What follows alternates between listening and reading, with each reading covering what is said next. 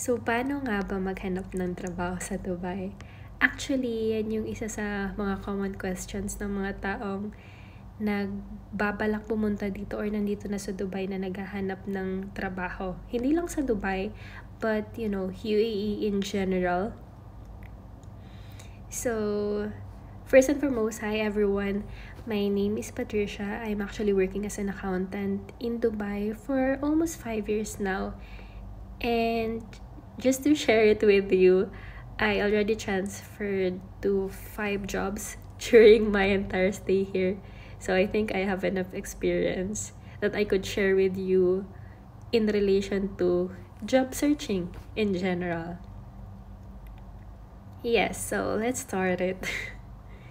So actually, the first thing you need to understand pagpunta mo dito sa abroad is that, the job market in Philippines and the job market abroad is really not equal. It's really a different thing.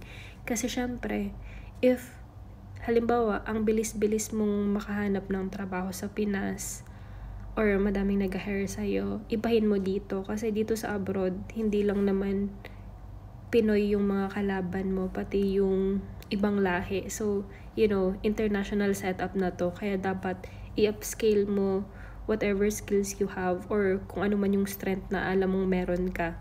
Kasi syempre, kailangan mo patunayan na bakit ikaw yung best i-hire as compared with other applicants, Kasi ang dami-dami talagang applicants dito.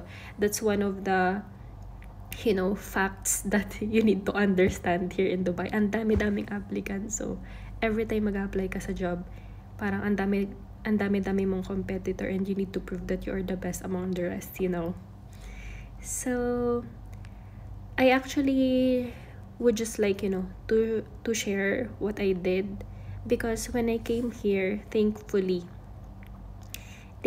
I got hired within a week, I guess, in my first job. So I just applied for a week and then the next week I already started working. And I'm really grateful for that. Pero syempre, marami din naman akong ginawa even before I came here just to prepare yung sarili ko sa paghahanap ng trabaho. So, isa sa mga bagay na natutunan ko is that, very important ang connections. Especially here abroad. Kasi kapag marami kang kakilala or marami kang connections, maraming chance of referrals. Kasi mas mabilis kasing ma-hire kapag nire-refer ka ng someone, Since, hindi naman kasi lahat ng employer alam kung ano yung kaya mong gawin. So, yung referral makakatulong actually siya makaboost ng strengths mo sa mga employer, which in turn can help you have high percentage of being hired. So, and then second, you need to also apply, on different websites available online. Kasi I think wala na kaming naabutan ng mga walk-in. If may mga walk-in man, siguro nagkailang jobs na lang. But yung mga application here in Dubai, it's actually mainly done online. So, I suggest na before you go here, parang mag-login ka na sa lahat ng websites. Kasi, ayusin mo na yun. Kasi, para pagpunta mo dito, parang i-click mo na lang. Tapos mag-apply ka na lang. Kasi kung dito ka palang gagawa, imagine ilang araw yung i-consume mo. So, sayang din yung ilang araw na yun para maka-apply.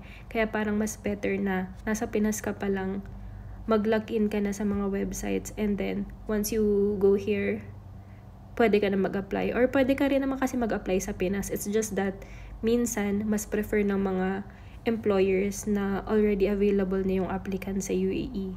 Kasi syempre, kung nasa Pinas ka, halimbawa nasa Pinas ka, tapos nag-apply ka, usually hindi ka pa talaga papansinin ng mga employers. But just a tip, if nasa Pinas ka, pwede ka naman maghanap pero parang ilagay mo dun sa CV mo na ano yung date kung kailan ka available dito sa UAE. Kasi syempre, kung may ticket ka na or so, tas finalized na yung pagpunta mo dito, then pwede mo yun ilagay sa CV mo kasi may mga times na yung employer naman, okay lang naman yun sa kanila na halimbawa, available ka next Monday tapos nag-a-apply ka Friday, last Friday of the other week, right?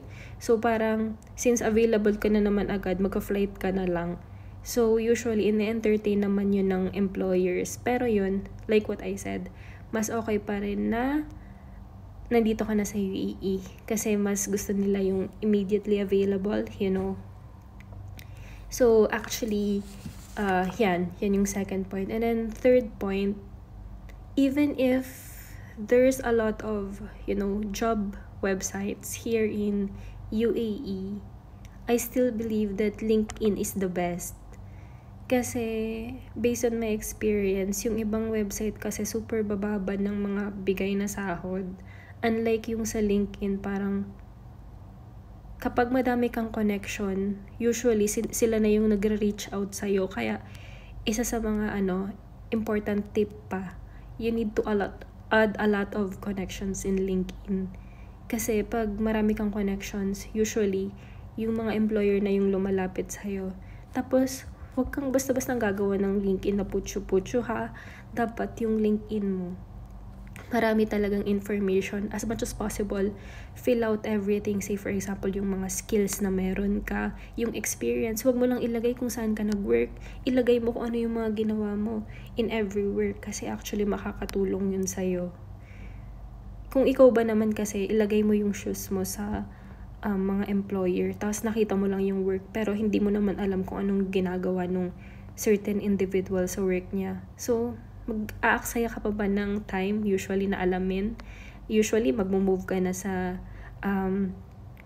next one, right? So, it's better na i-prepare mo yung LinkedIn mo kasi for me, one of the best tools that I have is inayos ko talaga yung LinkedIn ko. Tapos may mga times na even if hindi ako naghahanap ng trabaho, parang yung mga employer na yung lumalapit sa akin just because na-prepare ko yung LinkedIn ko. Hindi ko naman sinasabing perfect yung LinkedIn ko, but I did my best in order to make it more pleasing. So, yeah, it really helped me a lot. Then, another important thing is that syempre kailangan mong ayusin yung CV mo.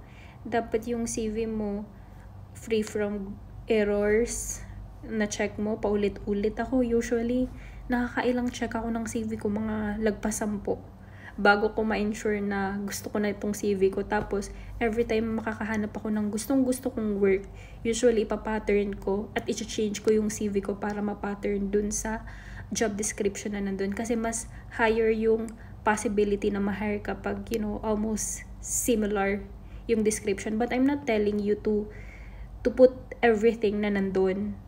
Like what I said, hindi ka naman pwede magsinungaling kasi pag nagsinungaling ka tapos pinagawa ka ng something during the interview, di out ka na agad. Dapat at least ilagay mo yung skills na similar sa'yo, pero dapat yung skills na yon alam mo talaga kung paano gawin. So, and lastly, syempre, iba-iba yung journey natin as an OFW in finding job. Just don't give up, and then, sooner or later, you will find the job you're looking for. So, good luck everyone, and see you soon. Bye-bye. Hope you learned something from me today. Bye-bye.